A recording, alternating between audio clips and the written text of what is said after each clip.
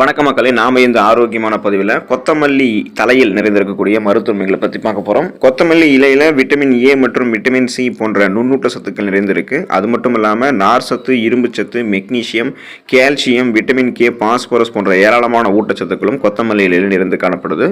ஒரு 100 கிராம் கொத்தமல்லி இலையில் நிறைய ஊட்டச்சத்துக்கள் நமக்கு இருக்குது. ஸோ இந்த ஊட்டச்சத்துக்கள்லாம் கிடைக்கிறதால நமக்கு என்னென்ன நோய்கள் குணப்படுத்தப்பட்டு மீண்டும் வராமல் தடுக்கப்படுகிறது அப்படின்றத பற்றி ஒவ்வொன்றா தெளிவாக விளக்கமாக பார்க்கலாம்.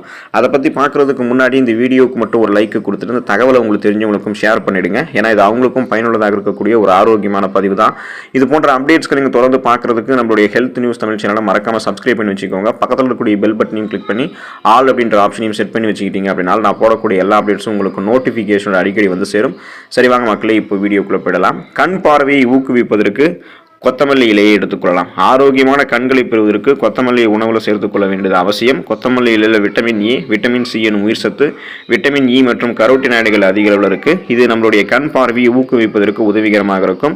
தினமும் கொத்தமல்லியை உணவுகளில் சேர்த்துக்கொள்வதன் மூலமாக மாகுலர் டீஜெனரேஷன் பிரச்சனையை தாமதப்படுத்துவதற்கும் கண்களில் ஏற்படக்கூடிய வெண்படலத்தை குணப்படுத்துவதற்கும் அது உதவிகரமாக இருக்கின்றத மருத்துவ நிபுணர்கள் குறிப்பிட்டிருக்காங்க. எனவே கண் பார்வை மங்குதல், மாலை கண் நோய், ஏஎம்டி டீஜெனரேஷன் இது எல்லாத்தையுமே கியூர் பண்ணி கண் பார்வையை கூர்மையாக வைத்துக் கொள்வதற்கும் கண்கள் சார்ந்த பலவிதமான பிரச்சனைகளை வராமல் தடுப்பதற்கும் நாம கொத்தமல்லி இலையை எடுத்துக்கொள்ளலாம். நோய் எதிர்ப்பு சக்தியை அதிகரிக்கிறதுக்கு கொத்தமல்லி இலையை எடுத்துக்கொள்ளலாம். கொத்தமல்லி இலையில் இருக்கக்கூடிய விட்டமின் சி எனும் உயிர் சத்து மற்றும் விட்டமின் இ அப்புறம் விட்டமின் ஏ இது எல்லாமே நம்மளுடைய நோய் எதிர்ப்பு சக்தியை மேம்படுத்துவதற்கு உதவிகரமாக இருக்கும். சுருக்கமாக நம்மளுடைய இம்யூன் பவர் இன்க்ரீஸ் பண்ணுறதுக்கு ஹெல்ப்ஃபுல்லாக இருக்கும். இதில் இருக்கக்கூடிய விட்டமின் சி ரத்த வெள்ளை அணுக்களை சிறப்பாக செயல்படுவதற்கு உதவிகரமாக இருக்கும். இரும்பு சத்தை நம்மளுடைய உடல் உறிஞ்சுவதற்கும் ஹெல்ப்ஃபுல்லாக இருக்கிறதால நமக்கு நோய் எதிர்ப்பு சக்தி வெள்ளை அணுக்கள் கரெக்டாக இருக்கிறதால கிடைக்க ஆரம்பிக்கும். அப்போ நமக்கு இருக்கக்கூடிய நோய்களையுமே கொத்தமல்லி இலை நம்ம எடுத்துக்கொள்ளும் போது குணப்படுத்திக்கலாம். சீசனாக புதுசாக அட்டாக் ஆகக்கூடிய பாக்டீரியா, வைரஸ் போன்ற தொற்று வியாதிகளும் எதிர்த்து போராடக்கூடிய தன்மையும் நமக்கு கிடைக்கும். ரத்த சர்க்கரையினுடைய அளவை ரத்தத்தை நிர்வகிக்கிறதுக்கு நமக்கு கொத்தமல்லி இலைகளை எடுத்துக்கொள்ளலாம். கொத்தமல்லியினுடைய நிறமான பச்சை நிறம் அதில் இருக்கக்கூடிய ஆக்சிஜனேற்றத்தினுடைய இருப்பை காட்டுது. மேலும் கொத்தமல்லி இன்சுலினுடைய சுரப்பை தூண்டி ரத்த சர்க்கரையினுடைய அளவை குறைக்கவும் செய்யுது. எல்லா உணவுகளிலுமே கொத்தமல்லி சேர்ப்பது அல்லது கொத்தமல்லி கலந்த தண்ணீரை தினமும் அருந்துவது உயர் ரத்த அழுத்த சர்க்கரையினுடைய அளவை குறைக்கும். அதாவது ஹை லெவலில் இருக்கக்கூடிய அந்த சுகரை நமக்கு கண்ட்ரோல் பண்ணும். ஸோ நமக்கு பிபி எல்லாமே இருக்காது, சுகர் எல்லாம் இருக்காது. ரத்தத்தில் சர்க்கரையினுடைய அளவை கட்டுப்பாடு வைத்துக்கொண்டு நாளடைவில் அந்த சுகர் ப்ராப்ளத்திலிருந்து படிப்படியாக விடுபடுவதற்கெல்லாம் நமக்கு கொத்தமல்லி இலை உதவிகரமாக இருக்கும். உங்களுக்கு இப்போ இருந்தே சுகர் ப்ராப்ளம் வரக்கூடாது அப்படின்னா நீங்கள் இப்போ இருந்தே கொத்தமல்லி இலையிலிருந்து உங்களுடைய உணவுகளை சேர்த்துக்கொள்ள பழக்கமாக இருக்குங்க. கெட்ட கொலஸ்ட்ராலை குறைக்கிறதுக்கு நம்ம என்ன பண்ணலாம் அப்படின்னா நம்மளுடைய உணவுகளில் கொத்தமல்லி இலையை பயன்படுத்தலாம். அதிக கொழுப்பால் ஏற்படக்கூடிய பிரச்சனைகளை குறைக்கிறதுக்கு கொத்தமல்லி இலைகளை உட்கொள்வதை வழக்கமாக்கிக்கங்க. இதை தினமும் நீங்கள் எடுத்துக்கொள்வதன் மூலமாக எல்டிஎல் சொல்லக்கூடிய கெட்ட கொழுப்பு நம்மளுடைய ரத்த நாளத்தில் குறையிறதோடு ஹெச்டிஎல் சொல்லக்கூடிய நல்ல கொழுப்பு மட்டும், அந்த வளமான கொழுப்பு மட்டும் அதிகரிக்கும்.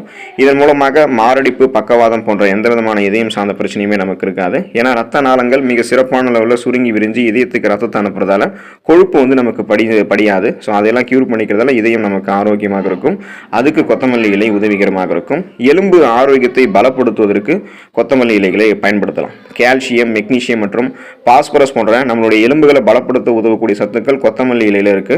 கொத்தமல்லியில் இருக்கக்கூடிய அலர்ஜி எதிர்ப்பு பயன்பாடு, ஸோ ஃப்ரீ ரேடிக்கல்ஸ் என்று சொல்லக்கூடிய தீங்கு விளைவிக்கக்கூடிய செல் பரவலை எதிர்த்து போராடி கீழ்வாதம் தொடர்பான வழியிலிருந்து நம்மளுடைய எலும்புகளை பாதுகாக்கும். அதனால நீங்க எளிதில் விழுந்துட்டா கூட உங்களுடைய உடல் எலும்புகள் உடையாது. ஆஸ்டியோபோரோசிஸ், எலும்பு மெலிவு நோய், மூட்டு வலி, எலும்புருக்கி, முடக்குவாதம் இந்த மாதிரி எந்த விதமான எலும்பு சார்ந்த பிரச்சனையும் இல்லாமல் நீங்கள் நலமோடு வாழ்வதற்கு கொத்தமல்லி இலைகளை பயன்படுத்தலாம். குடல் ஆரோக்கியத்தை மேம்படுத்துகிறது கொத்தமல்லி இலை. கொத்தமல்லி இலையில் அதிக அளவு ஃபைபர் என்று சொல்லக்கூடிய நார் சத்து இருக்குது. ஸோ இது செரிமான பிரச்சனைகள் உங்களுக்கு பார்த்தோம்னா நிவாரணம் அளிப்பதற்கு உதவிகரமாக இருக்குது.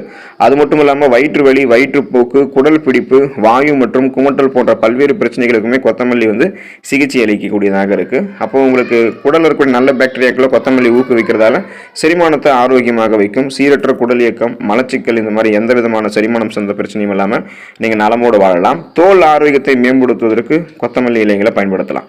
கொத்தமல்லி இலைகளில் இருக்கக்கூடிய இரும்பு சத்து, விட்டமின் இ மற்றும் விட்டமின் ஏ போன்ற சத்துக்கள் சருமத்தை சேதப்படுத்தக்கூடிய ஃப்ரீ ரேடிக்கல்ஸ் என்று சொல்லக்கூடிய தீங்கு விளைவிக்கக்கூடிய செல் பரவல்களுக்கு எதிராக போராடுகிறது.